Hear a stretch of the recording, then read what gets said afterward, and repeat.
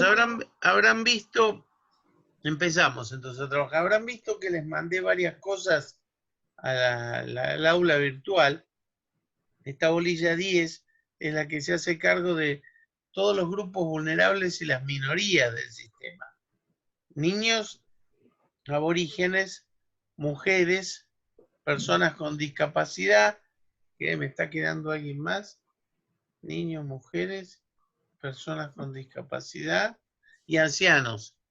Son todos grupos que la Constitución tomó para obligar al Congreso y a los poderes públicos a generar acciones positivas para equilibrar tamañas desigualdades.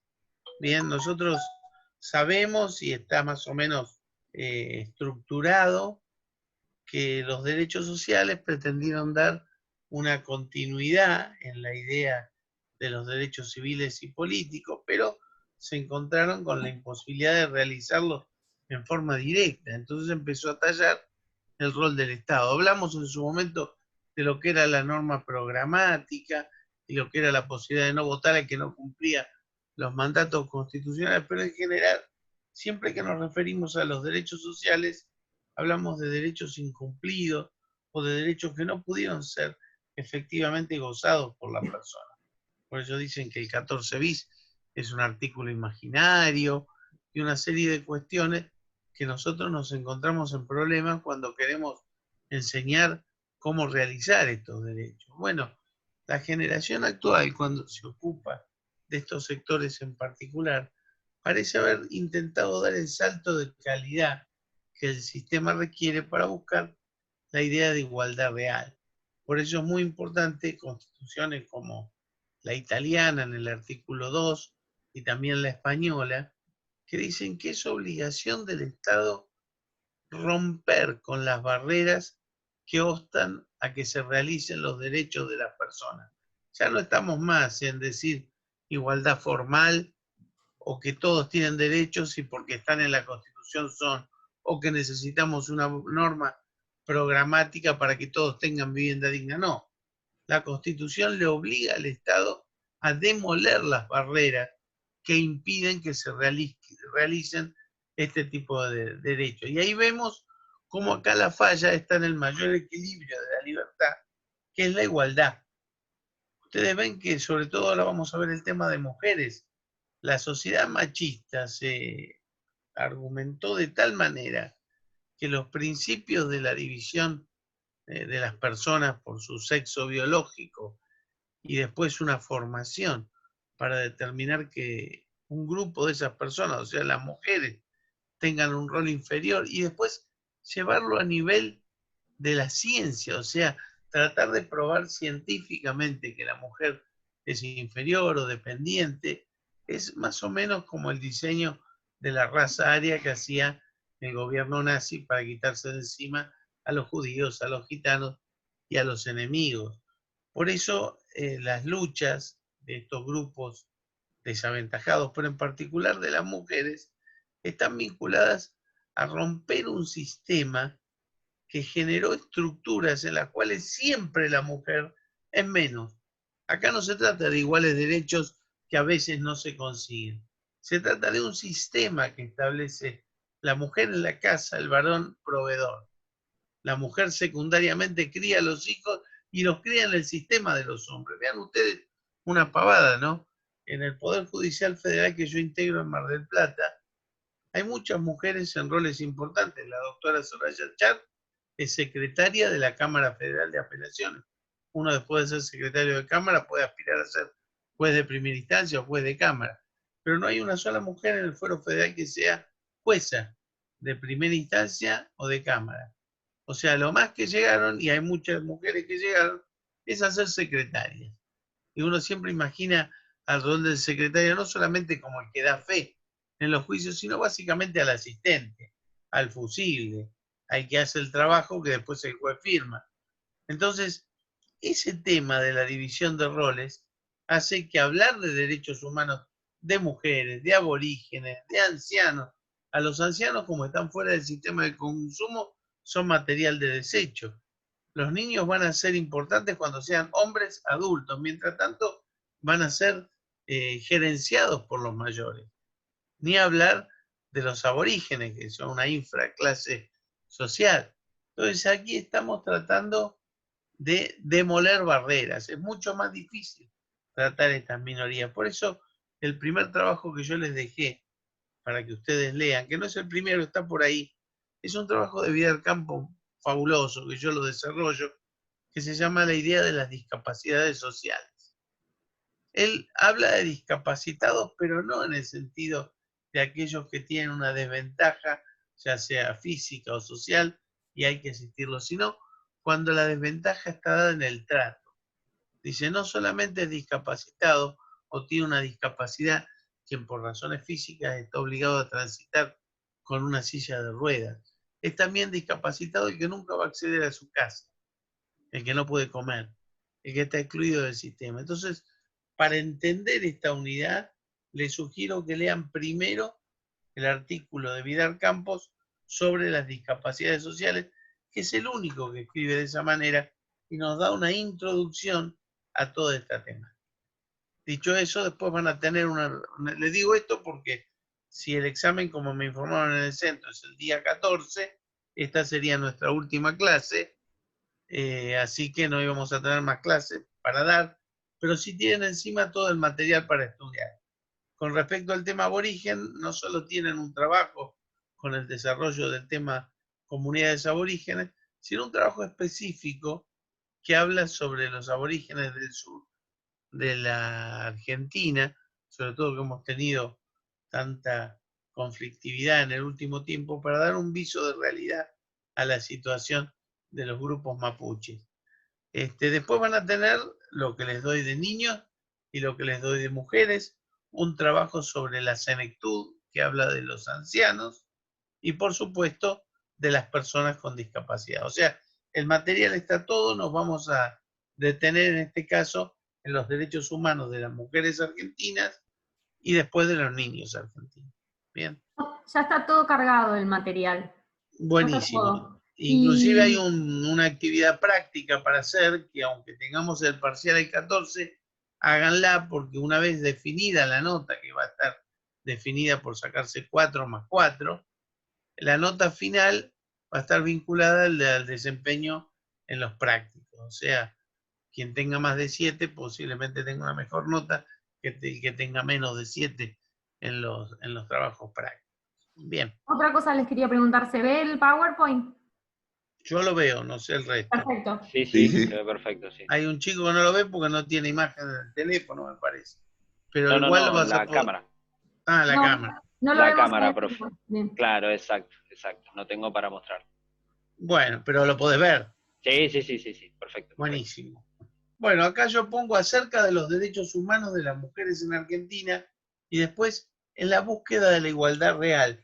Justamente, así como Charlie García decía demoliendo hoteles, nosotros vamos a decir demoliendo barreras que impiden llegar a esa igualdad real. Acá en el primer punto pongo, justamente se trata de promover la igualdad. Y fue justamente un caso de discriminación en la retribución, en el empleo, porque podemos hablar dos etapas en la lucha de las mujeres. Primero, pretender que no se les pague, que no se las trate en menos. Y después decir, somos tan iguales que queremos tener las mismas oportunidades. Entonces, la primera etapa fue decir, bueno, por lo menos si hago el mismo trabajo no me paguen la mitad.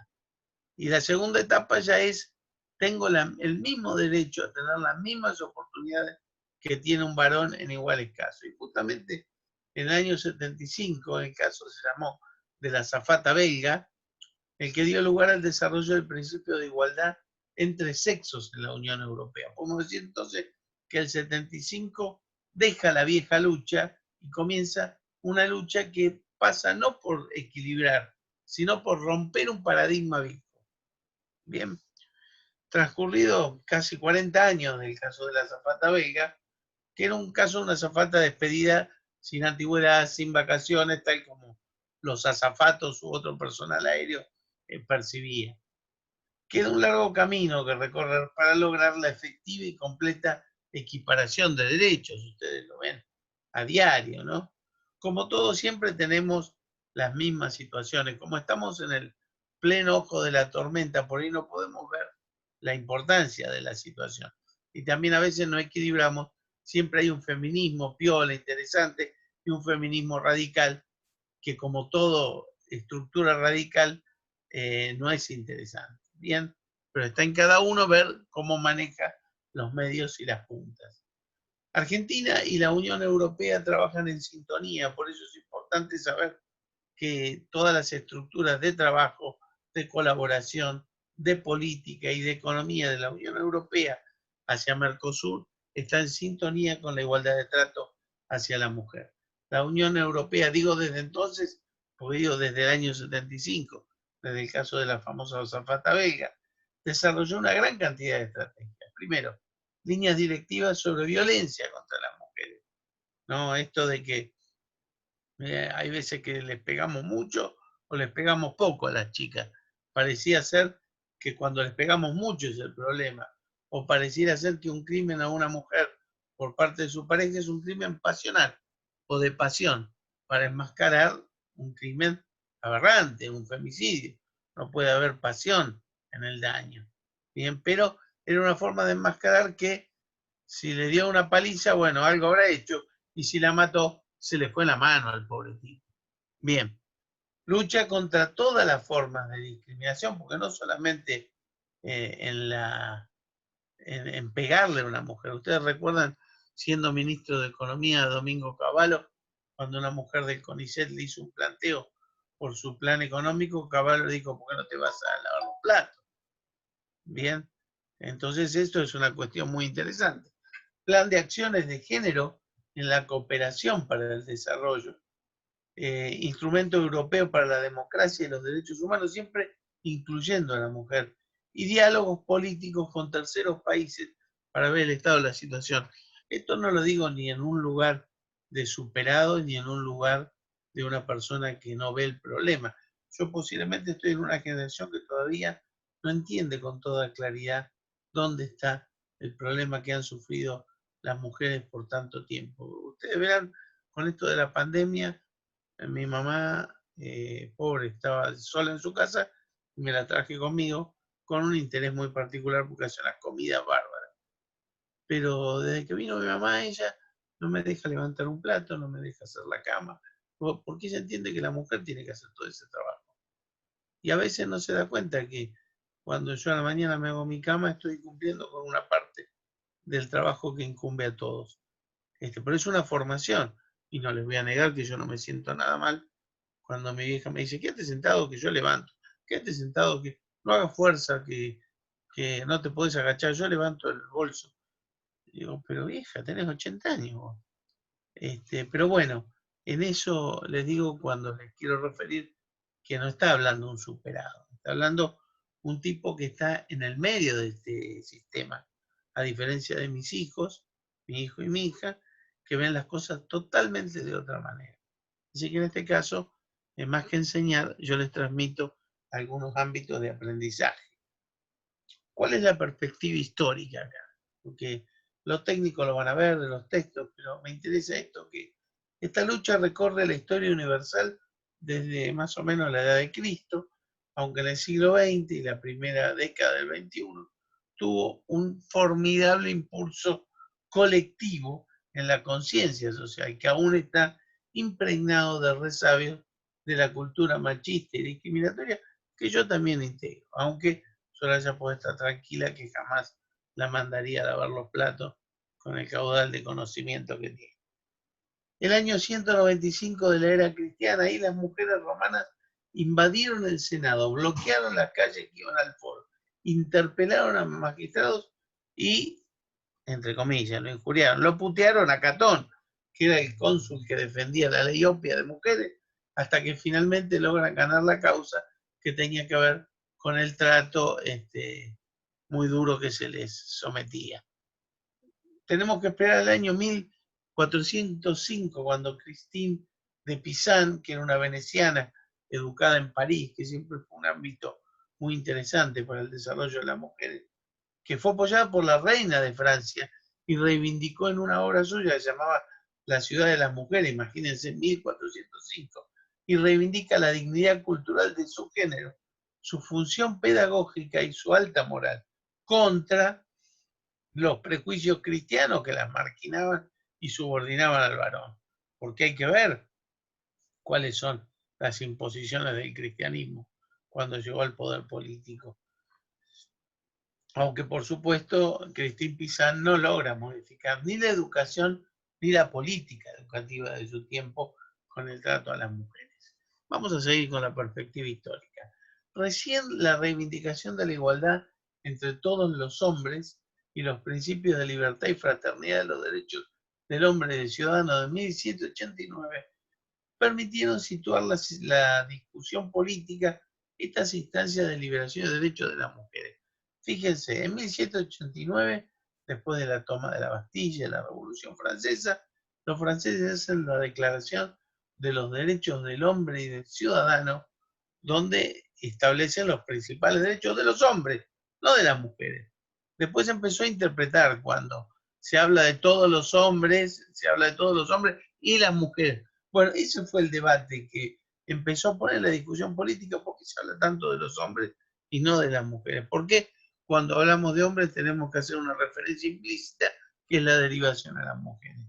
Olympe de Gouges funda, bueno, en la Revolución Francesa las mujeres empiezan a reunirse en lo que llamaban clubes y redactaron los primeros textos de defensa de las garantías individuales de las mujeres frente al Estado y los hombres, porque había una revolución en marcha, pero esa revolución era muy fuerte, muy dura. Recuerden a Robespierre, recuerden los girondinos y los jacobinos y la cantidad de gente que moría en la guillotina, pero al margen de eso estaba el desprecio a las mujeres, que no tenían el derecho a ser partícipes, pese a que la idea de la libertad era una mujer llevando la bandera francesa. Entonces, Olympe de Gouges funda varias sociedades fraternas de ambos sexos, era importante esto, 1790, 1791, para informar al Estado acerca de la voluntad de las mujeres y concientizar a las mujeres de los derechos que le eran negados por el Estado naciente. Lógico, ¿quién la manda a guillotinar? Robespierre.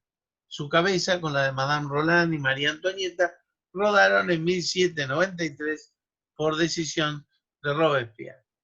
Tenemos de todas maneras en ese tiempo la Declaración de los Derechos de la Mujer y la Ciudadana de Olympe de Gouges y Marie Gacé de septiembre de 1791, que nadie le dio bola. Ahí expone los derechos naturales, inalienables y sagrados de la mujer. Y en Inglaterra, Mary Wollstonecraft en 1792 hace la vindicación de los derechos de la mujer.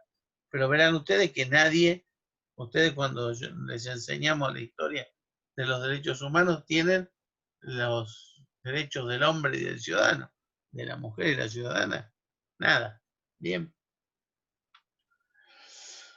Un poquito más adelante, ya en 1848, ya en el continente americano, en Seneca Falls, cerca de Nueva York, se reúne un centenar de mujeres con apoyo de algunos hombres para exigir sus derechos a la educación, propiedad, ejercicio económico y al voto activo y pasivo. Cada cosa era más espesa. Y redactan la llamada Declaración de Sentimiento, que esto es importante porque acá nace el feminismo histórico.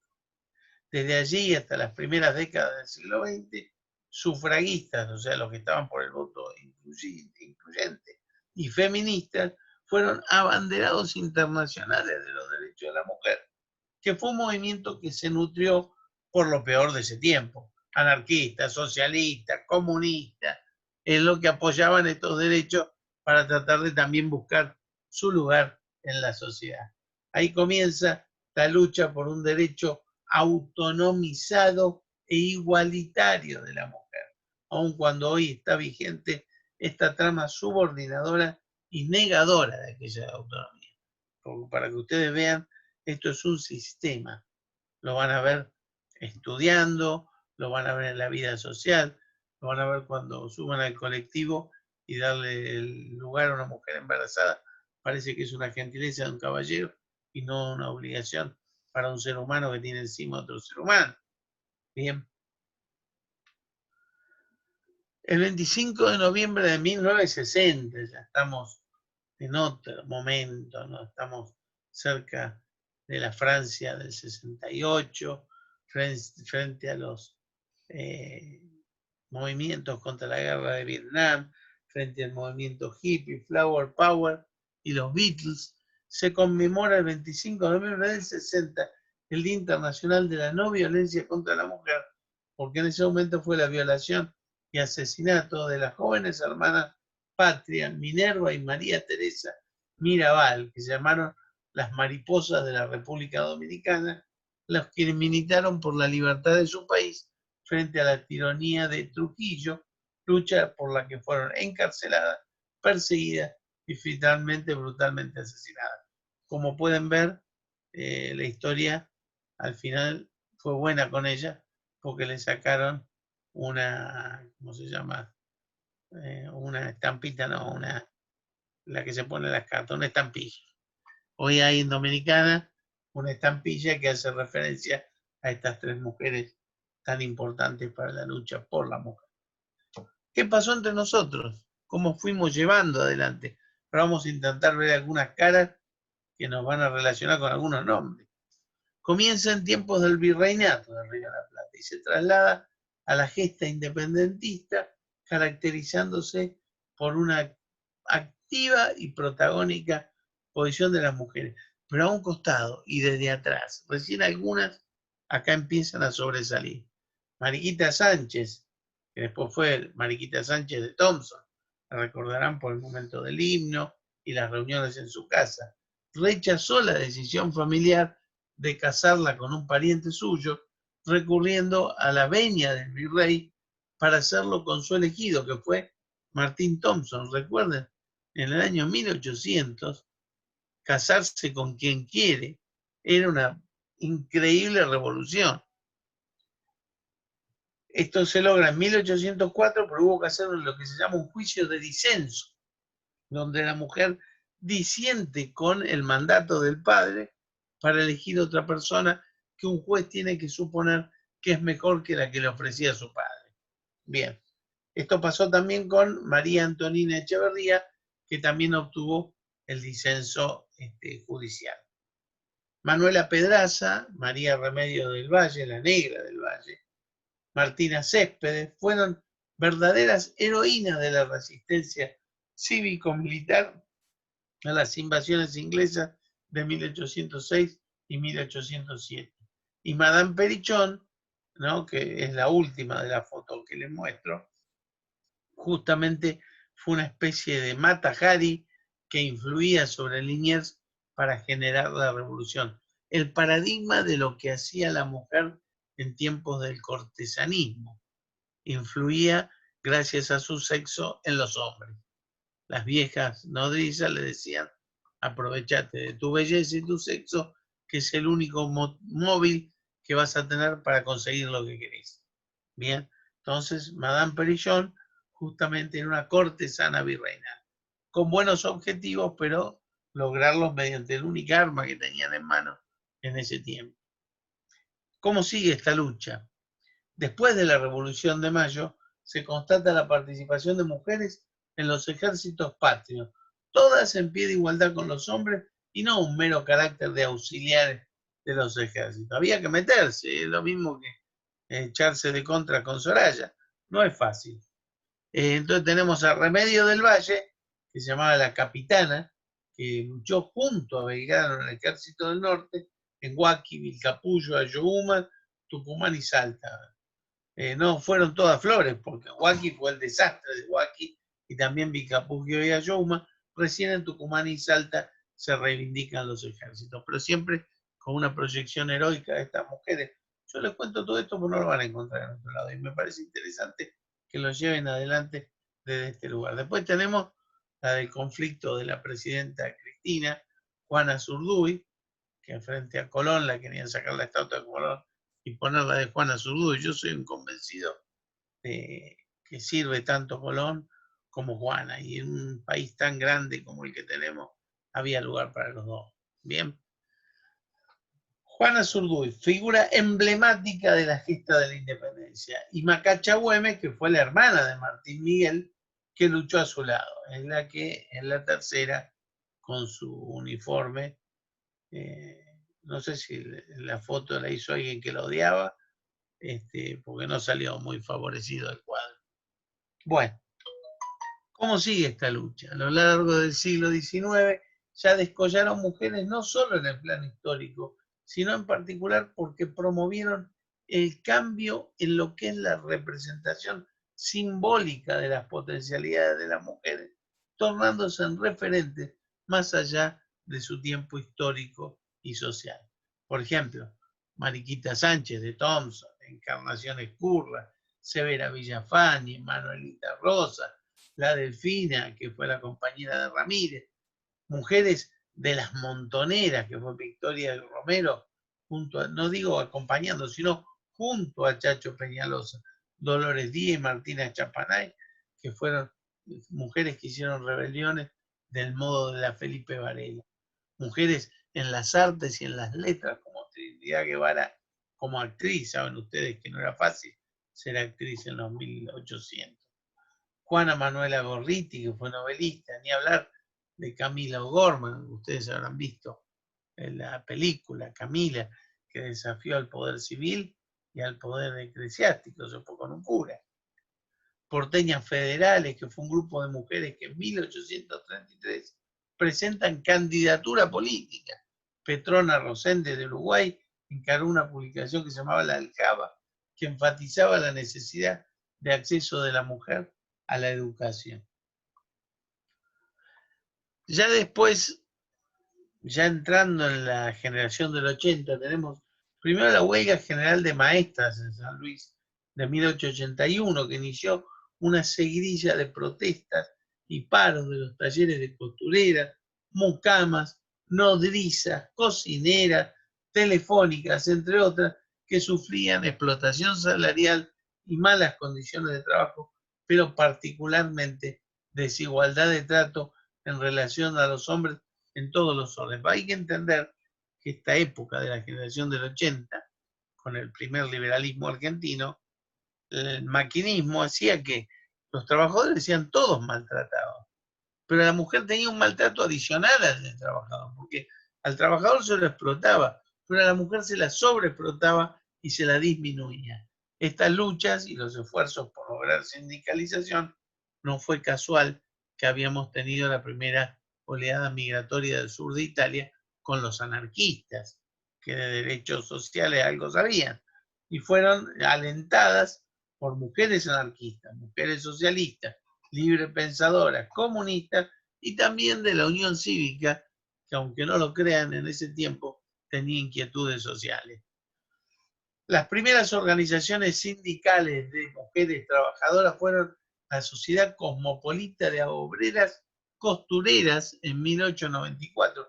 Digo de obreras costureras porque así se llamaban, pero imagínense que en ese momento no se imaginaba que podía haber un hombre costurero. No se lo interpretaba. Había tareas para mujeres,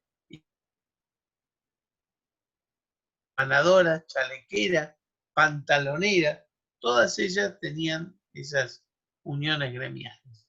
Ya en 1893 un grupo de militantes socialistas fundan la Unión Gremial Femenina, gran cosa, que adhiere a la Central Socialista Unión General de Trabajadores. Estamos hablando ya de un movimiento más espeso. Ya en el siglo pasado, 1902, se amplían las demandas de las obreras, superando el reclamo salarial, la limitación horaria y las condiciones de trabajo, que siempre habían sido los tres únicos objetivos en que se centraban las mujeres. Ahora se hablaba, por ejemplo, de los acosos sexuales de que eran objeto por parte de los capataces, la imposibilidad de permitirles la lectura, etc. Después la huelga general de inquilinos de 1907 tuvo masiva participación de las mujeres, porque siempre eran mujeres las que estaban encargadas de la casa de inquilinato. Bien, las primeras luchadoras laborales que denunciaron la explotación del trabajo de las mujeres y las niñas fueron Femia Checot, Cecilia Baldovino, Virginia Bolden y Carolina Musigli. Acá tenemos algunas de ellas. Otras mujeres rompen lo que se llamaba el aislamiento de las aulas universitarias, porque no las dejaban estudiar en la universidad. El Idapaso fue la primera farmacéutica en 1885. Cecilia Grierson, que fue la primera médica argentina. Alicia Moró, que también fue médica, pero después tuvo una trayectoria increíble. Angélica Barrera, que fue la primera abogada, entre otras. Claro, estas mujeres no se contentaron con el simple ejercicio de sus profesiones una vez que les permitieron recibirse, sino que fueron protagonistas de lo que se llamó el feminismo organizado, fundando la sección argentina del Consejo Internacional de las Mujeres, la Asociación de Mujeres Universitarias Argentinas, que presidió Petrona Eil, etc. En 1910, en oposición, en 1910 fue un año importante porque fue el primer centenario de la República. Entonces los grupos conservadores que estuvieron en el poder se mandaron una gran fiesta conmemorando al centenario. Y estaba el Congreso Patriótico de Mujeres, que eran las esposas de estos señores feudales que gobernaban el país. Bueno, en oposición a este grupo de mujeres oficialistas, se opuso el Congreso Internacional Femenino. En 1911 se funda la Liga para los Derechos de la Mujer y del Niño. Acá se empieza a incluir al niño como sector desprotegido y desaventajado, que lo protagonizan Julieta Lanteri y Raquel Camaña, y organizan el primer Congreso de Niños, donde básicamente fueron muchísimas mujeres. Vean ustedes que Cecilia Gerson, que fue la primera médica, también tuvo su estampilla. Bien. Arquetipos del feminismo argentino. Acá ya hablamos de otra cosa, una lucha organizada que trata de romper paradigmas, como veremos ahora seguido. Lola Mora, la famosa bailarina y cantante. Alfonsina Storni, poetisa que se suicida entre nosotros en Mar del Plata. Azucena Maizani, una gran cantante del tango. Rosita Quiroga, entre otras. En 1926, el feminismo argentino accede a su primer gran logro, la ley 11.357, que le da capacidad civil restringida a la mujer, porque el Código Civil de Vélez la consideraba incapaz de hecho. Entonces acá esta ley le da una capacidad restringida a lo que en ese tiempo era un grandísimo triunfo.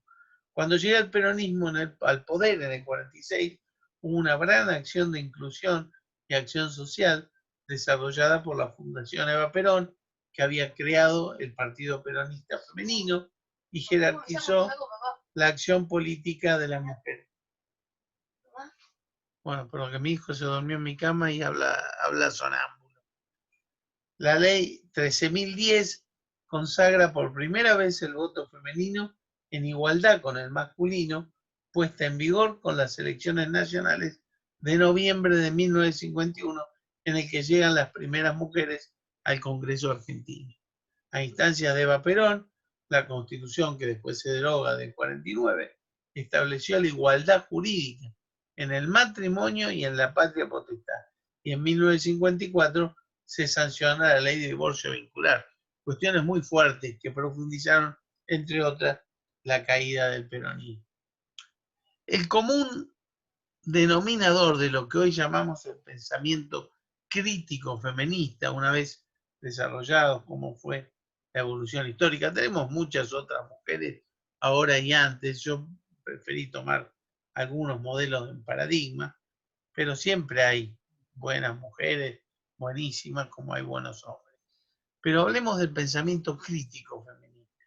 Su común denominador es la abolición del modo androcéntrico de la ciencia y la construcción de un modelo alternativo, porque claro, el hombre estableció un modelo androcéntrico, imaginando que nosotros los hombres somos superiores.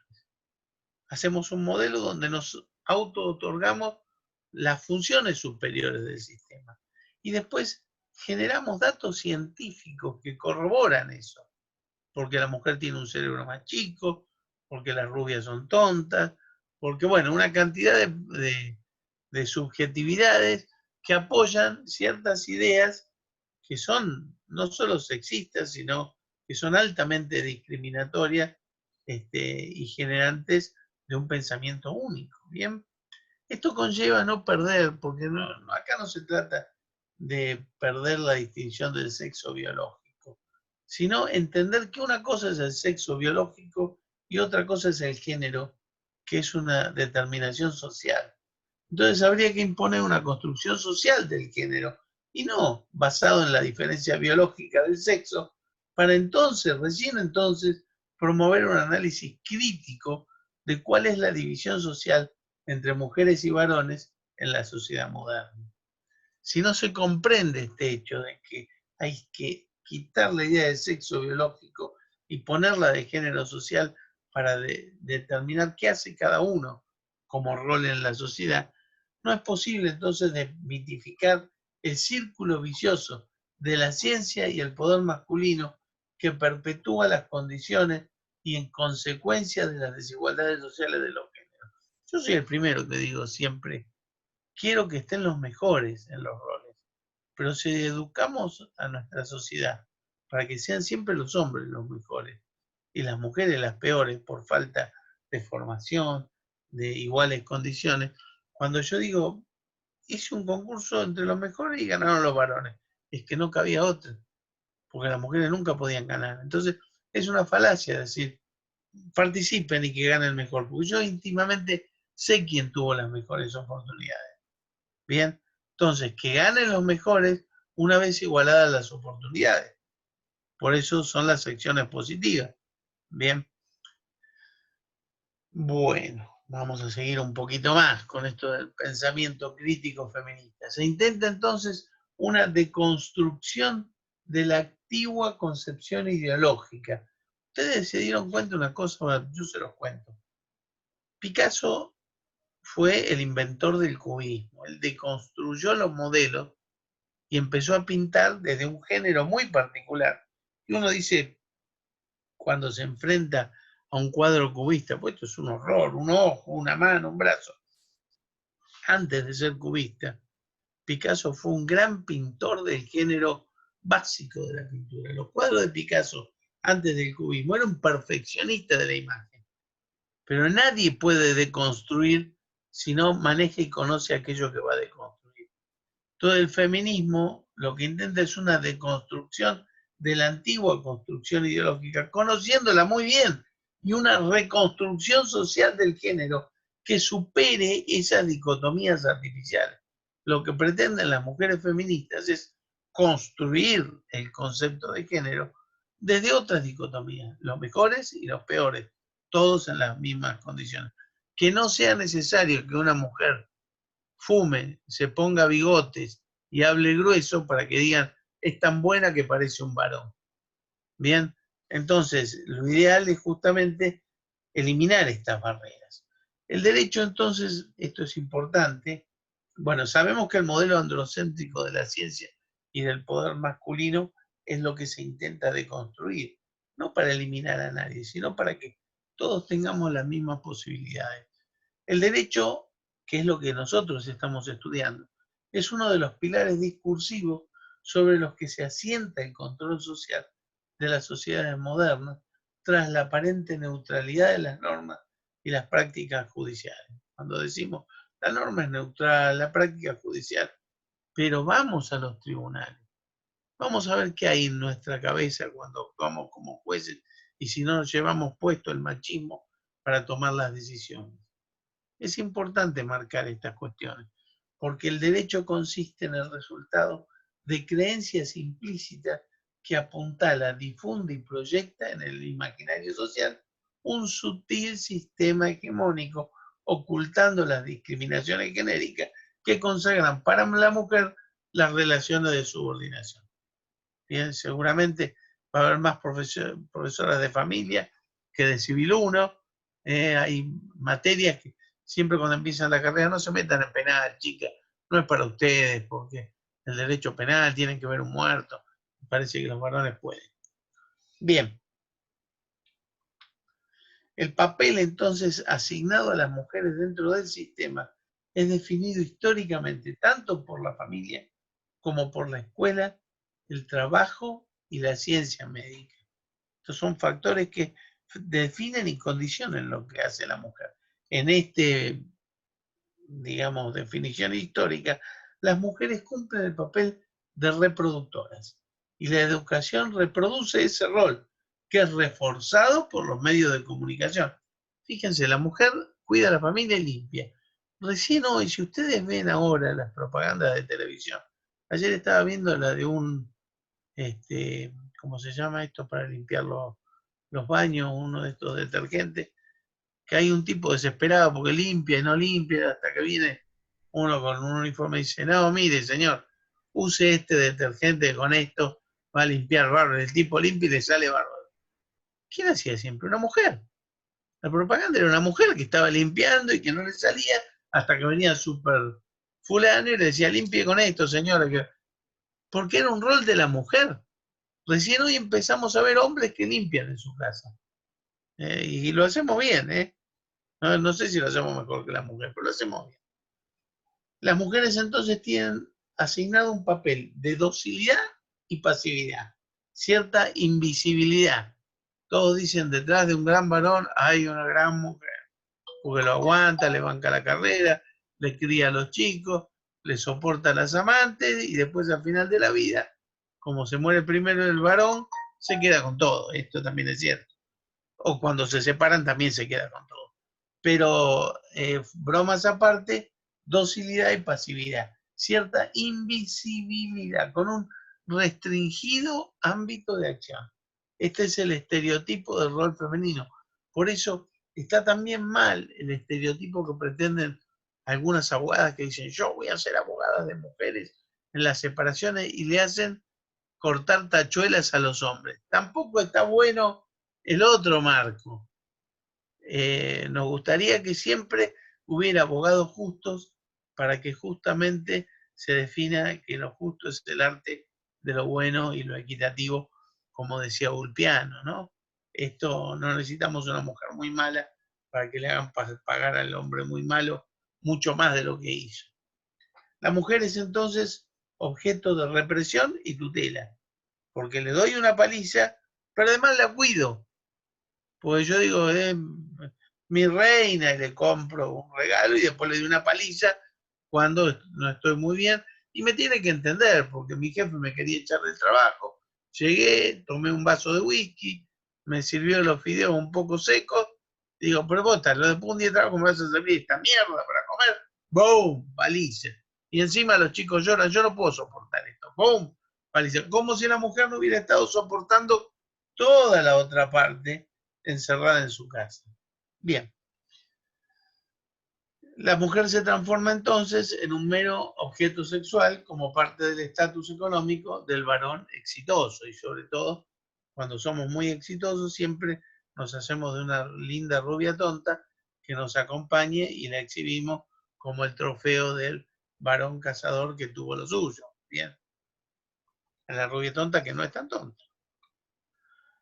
En consecuencia, el derecho concebido como herramienta protectora de la mujer se convierte en un instrumento de transformación social. ¿Qué quiero decir con esto? Si el derecho en serio lo concebimos como una herramienta que proteja a la mujer, porque en este caso no hay que proteger al hombre, que es el que tiene las armas y definió las estrategias. Entonces ahí tenemos un instrumento de transformación social. Argentina aprovecha este importante avance en las últimas décadas y es el resultado de la lucha y los niveles de conciencia que se generaron por el activismo de las diversas organizaciones de la mujer y de su protagonismo en las muchas estructuras institucionales y sociales. La década del 70, que fueron impulsadas por estas ONG, las ciencias sociales comienzan a utilizar el concepto de género, resignificándolo e introduciendo la discusión sociocultural que las prácticas de las mujeres y de los hombres no son determinadas por su hacer biológico, sino por construcciones socioculturales que están enraizadas y que generan la asunción de identidades de género que en muchos casos contradicen la percepción biológica.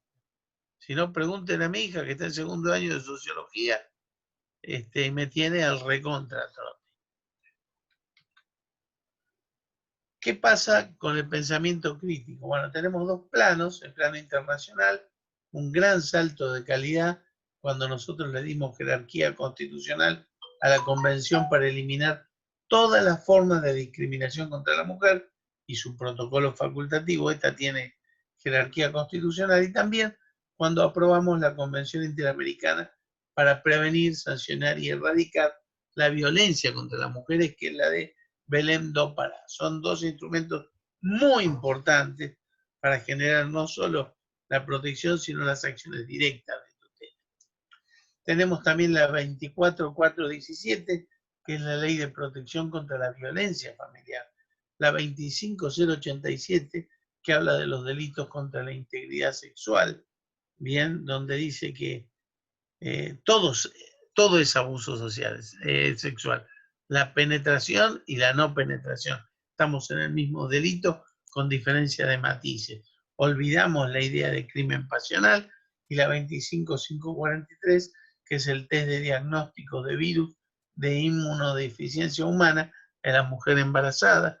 La 25584, que es la que prohíbe en establecimientos escolares de educación pública, para impedir el inicio o continuidad del ciclo escolar, alumnas embarazadas o madres en periodo de lactancia.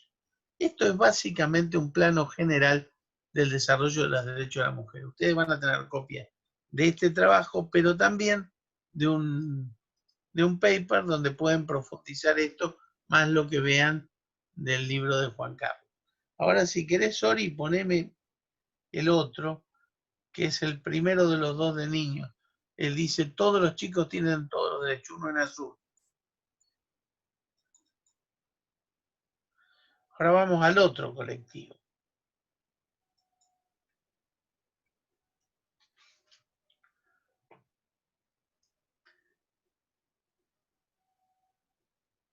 Bueno, si mientras lo pone Sori, ustedes me quieren hacer alguna pregunta, pueden. Si me preguntan si el examen es el 14, hasta ahora parece que sí. Sí, doctor, buenas noches. Yo le quería ¿Qué opina preguntar del lenguaje inclusivo? Mirá, yo te voy a contar una cosa. Hubo una discusión que fue la que más separó a Borges con Bioy Casares. Discutían sobre el Quijote, discutían sobre el Quijote, y decía Borges, Kipling hubiera escrito mejor el Quijote que Miguel de Cervantes de Saavedra. Y el otro decía, pero no, si lo que hizo Miguel de Cervantes de Saavedra fue hacer una innovación con el idioma. Entonces, ¿qué es lo que les digo? El idioma sirve en tanto se impone. El idioma inclusivo me parece bien en tanto se imponga. Lo importante es que cuando un idioma se imponga, no haya trabas para que no se imponga. El tema es que todos sepamos qué estamos diciendo cuando hablamos las mismas cosas. A mí me parece piola hablar de los hombres, las mujeres. Por ahí me cuesta un poco más llegar a les, a la E como identificador, pero entiendo que es una cuestión cultural, y ninguna cuestión cultural se puede imponer de un día a otro.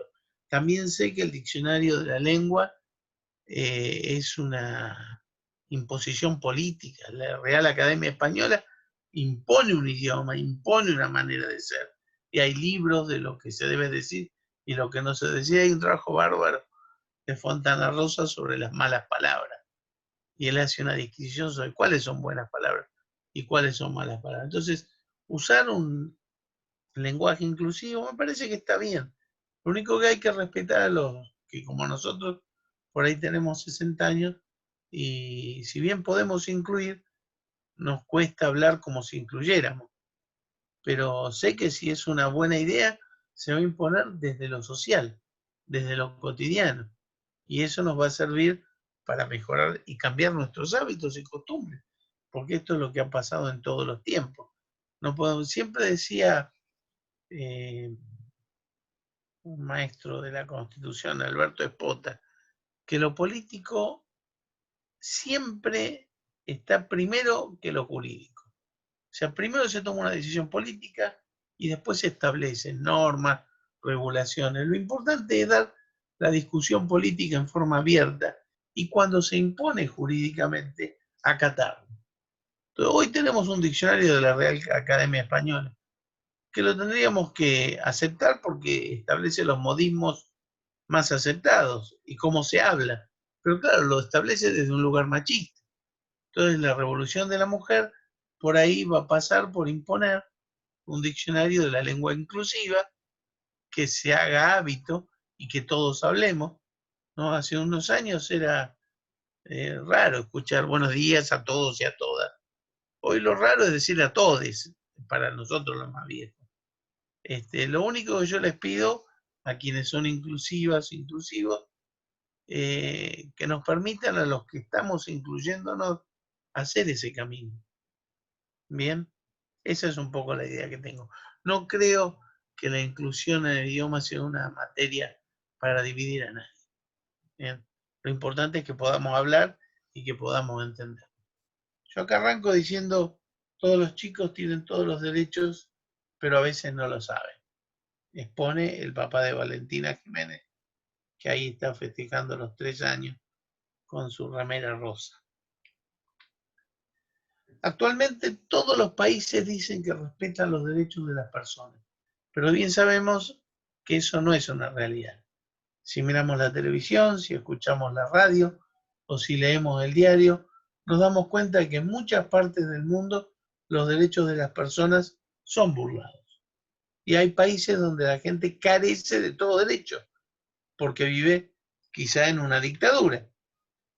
Esta es nuestra realidad. Ustedes viven hoy en un país en el que se respetan los derechos de las personas, quizá no siempre de manera perfecta para todos, pero sí lo bastante para que comprendan los privilegios que tenemos en relación a otros pueblos. Y con esto no estoy diciendo que estemos viviendo el mejor momento.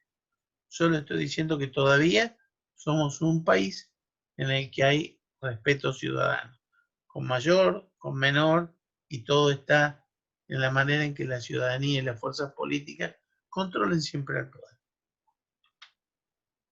Esta es nuestra realidad. Ustedes, como futuros abogados, saben que hay desocupación, que algunos trabajadores, además de subocupados, son muy pobres, que la justicia y los que somos operadores de la justicia cometemos errores y que muchas familias no tienen viviendas adecuadas. Pero ustedes que están ahí escuchándome pueden vivir, pueden comer lo necesario, pueden pensar lo que quieran, pueden hablar de lo que se les ocurra, pueden andar por cualquier lado sin que nadie los amenace. Pueden, bueno, esto de andar no es sin que nos amenace, no podemos andar por ningún lado por la pandemia y tampoco podemos ir a la escuela, aprender, jugar, divertirse, distraerse, educarse, aunque tenemos los medios electrónicos para continuar la educación a distancia. Ustedes saben lo suficiente como para atender estas palabras y reflexionar sobre lo que se dice hoy.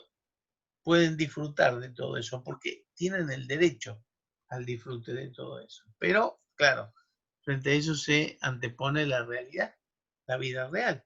Hay lugares donde todavía hoy los niños tienen que trabajar desde su tierna infancia por un salario de hambre. Con mucho dolor le digo, este es uno de esos lugares. Hay lugares donde tanto los niños como los grandes no tienen el derecho a comer lo necesario. Hoy descubrimos que las villas miserias no tienen agua, chicos.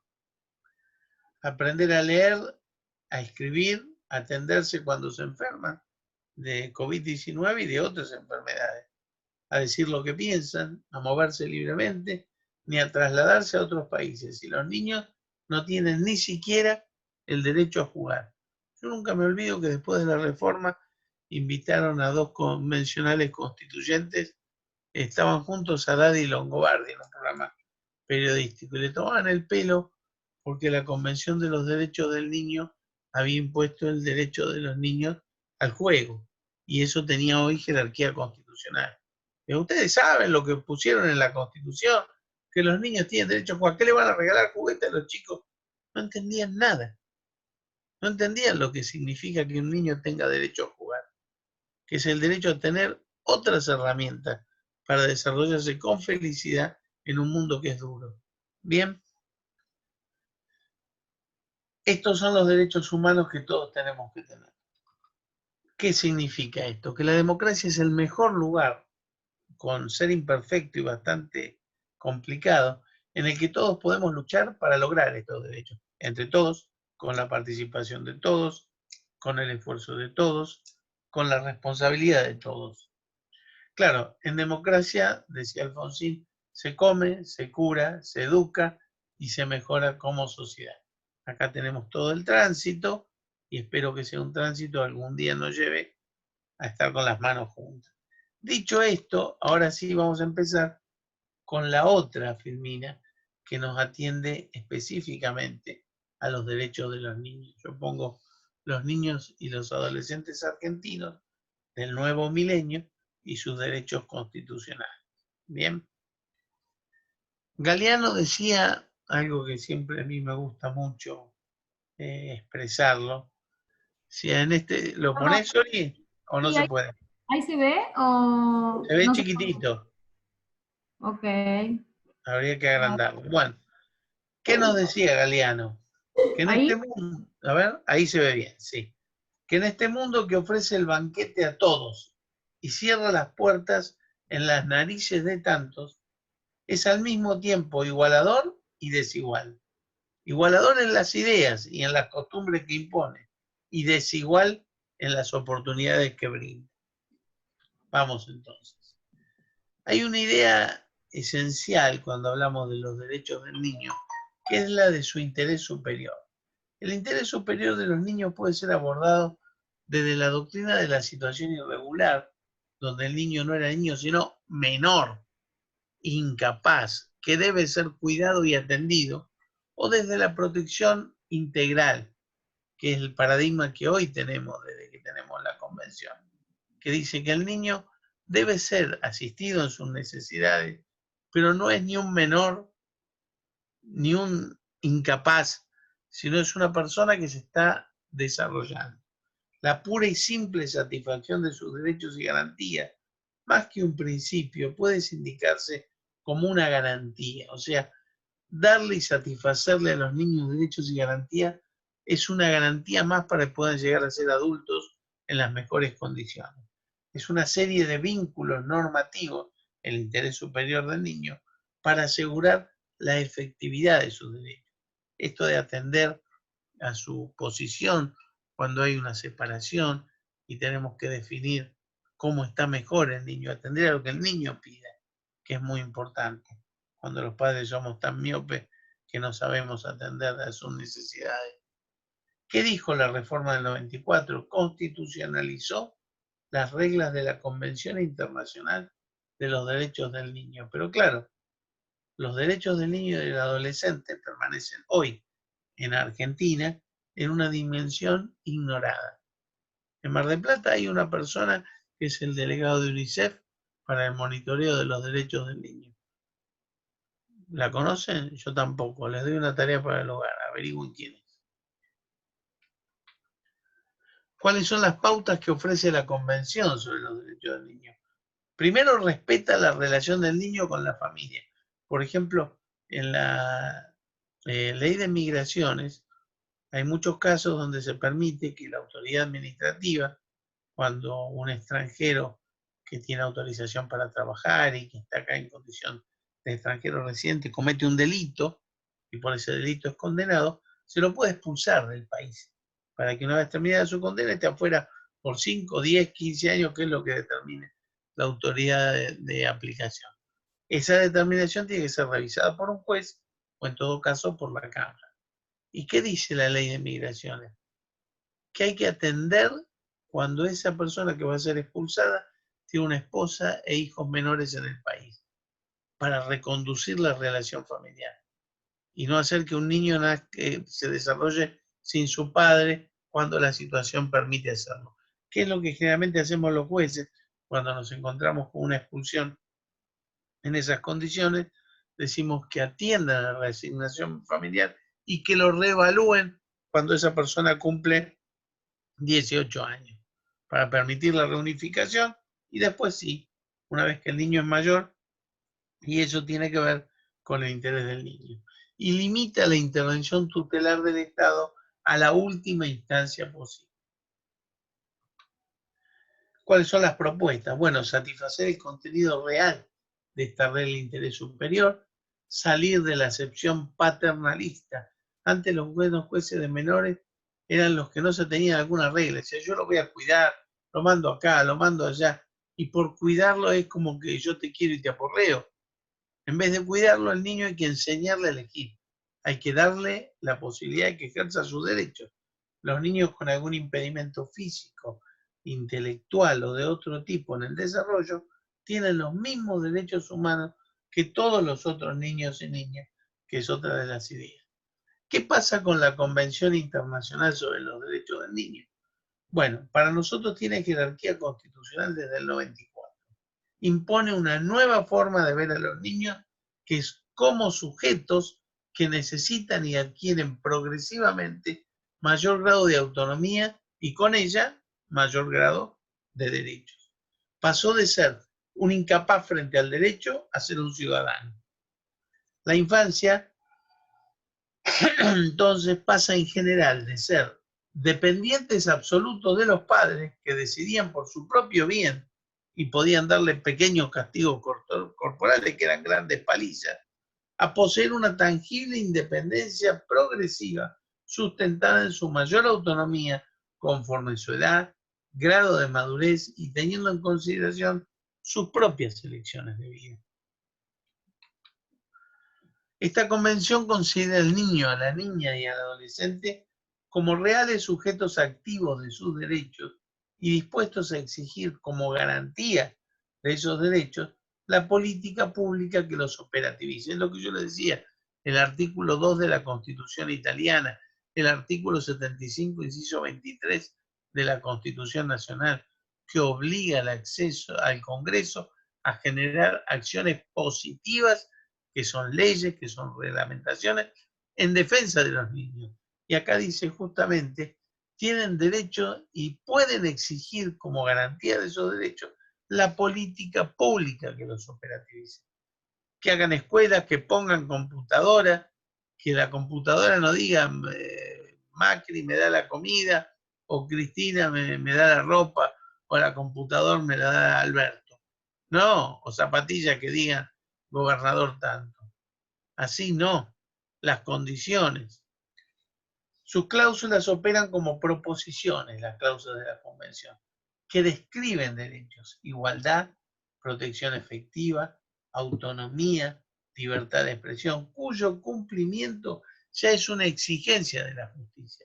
Así como nosotros los jueces tenemos que tener una lectura desde la perspectiva de género, tenemos que tener también una lectura desde la perspectiva del niño con derechos.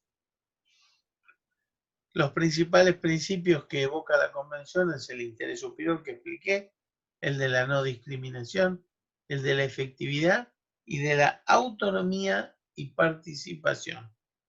Reconoce a los niños y las niñas en el contexto de los siguientes postulados, entre otros: condición de sujetos de derecho, derecho a ser oídos y de que su opinión sea tenida en cuenta, respeto al pleno desarrollo personal de sus derechos en su medio familiar, social y cultural, reconocimiento de su edad y grado de madurez, aunque esté en la edad del pavo, igual, equilibrio entre derechos y garantías de niños, niñas y adolescentes, y exigencias del bien común y su centro de vida. Eso es básicamente lo que yo entiendo deben saber de los derechos del niño. También entonces, con esto terminamos la clase de hoy, van a ustedes tener material sobre derechos de los aborígenes, derechos de los ancianos y derechos de las personas con discapacidad. Si no hay otra indicación, el martes a las 20:15, sería el 14. El martes que viene, Sori. Sí, lo ponemos a las 20 para que Bueno, sea... sí, a las 20 van a tener su examen, que va a ser en multiple choice, con un recuperatorio la semana próxima. ¿Mm? Así que bueno, lo que sí les digo, bueno, si tienen alguna pregunta, por supuesto, Camila Montenegro ya tiene 4, ya un 3 tiene, me puso muy buena clase, muchas gracias. No, menos mal que no me puso este pelado en aburrido. Pero si tienen alguna pregunta, con gusto se las puedo responder. A ver, acá en chat hay 3. A ver. No me mandaron a la merda. From Camila, muy bueno. ¿Qué opina usted del lenguaje inclusivo? Ya le dije. Y lo de muy buena clase también. Ha dicho la verdad, nada más que la verdad. ¿Qué más tienen, muchachos? ¿O alguna pregunta a Soraya, que del derecho de las mujeres sabe mucho más que yo? No. De su ejercicio, por lo menos. Porque lo logró sin ningún tipo de apoyo. Muy bien, Soraya. Estamos todos orgullosos de vos. Bueno, Bueno, chicos, esto significará que se quieren ir a comer, me imagino. seguramente. Así que los saludo y nos vemos después del examen. Recuerden que del examen recuperatorio Bueno, les para sigo. Sí, dale. creo que es la última clase, Doc, Sí. porque después ya este es el segundo parcial, o sea que ya después... Solo les voy a seguir corrigiendo los prácticos que tengan. Mándenlo hasta el día lunes que viene y yo se los voy a ir corrigiendo durante la semana. Bien, bárbaro. Bueno, chicos, hasta luego. Dale, Soraya, profe. Hasta luego, gracias. buenas noches. Chao, Soraya, buenas noches. Buenas noches.